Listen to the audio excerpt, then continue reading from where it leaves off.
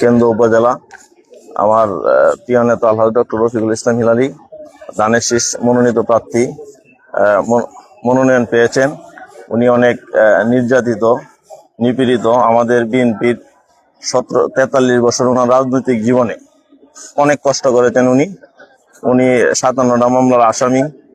এরপরেও আওয়ামী লীগ সরকারের আমলে অনেক অত্যাচার নির্যাতনের শিকার হইতে হয়েছে। ওনার বাড়িঘর ভাঙচুর করেছে। এরপরেও আমাদের যে কেন্দ্র আটপাড়ার সকল নেতাকর্মীদেরকে পাশে রাইখা সকলকে ছায়া দিয়ে রাখছে সবসময় আমার নেতা। এখন এই মুহূর্তে উনি আগেও 2008 সালে মনোনয়ন পেয়েছিল, 14তে মনোনয়ন পেয়েছিল, 18তেও পেয়েছিল। কারণ ফ্যাসিস্ট সরকার এককভাবে নির্বাচন করে রাতের আধারে ভোট দিয়ে আমাদেরকে ভোট দিতে দেয় নাই। এই জন্য আমাদের আলহাজ ডক্টর রফিকুল ইসলাম হিলালী সাহেব হাল ছাড়েন নাই। আমাদের নেতা কর্মীদেরকে নিয়ে ঐক্যবদ্ধভাবে উনি সবসময় মাঠে ছিল।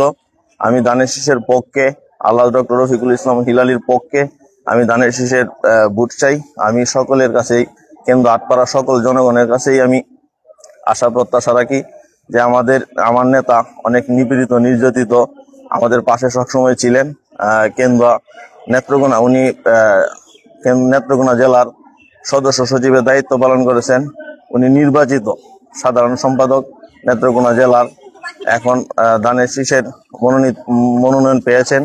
আমরা সকলে ঐক্যবদ্ধভাবে তার সাথে থেকে ধানের শীষের পক্ষে ভোট দিয়ে জয়যুক্ত করে আগামী 12ই ফেব্রুয়ারি জাতীয় নির্বাচনের সংসদে তাকে পাঠিয়ে আমার অবহেলিত কেন্দ্র আটপাড়া জনগণের মানুষের পাশে সেবা করার সুযোগ দেওয়ার জন্য সকল সাধারণ মানুষের কে আহ্বান করছি যে আপনারা ধানের শীষের প্রতীকে ভোট দিয়ে আমার নেতা আলহাজ ডক্টর রফিকুল ইসলাম হিলালীকে কেন্দ্র আটপাড়ার সাধারণ মানুষের পাশে, কৃষক শ্রমিক জনতার পাশে থাকার সুযোগ দিন, যাতে আমাদের সাধারণ মানুষের সেবা করতে পারে, ভবিষ্যৎ উজ্জ্বল করতে পারে, অবহেলিত রাস্তাঘাট যাতে উন্নয়ন করতে পারে, সেই আশা প্রত্যাশা ব্যক্ত রেখেই আমি আমার কথা শেষ করছি। ধন্যবাদ সকলকে। আসসালামু আলাইকুম।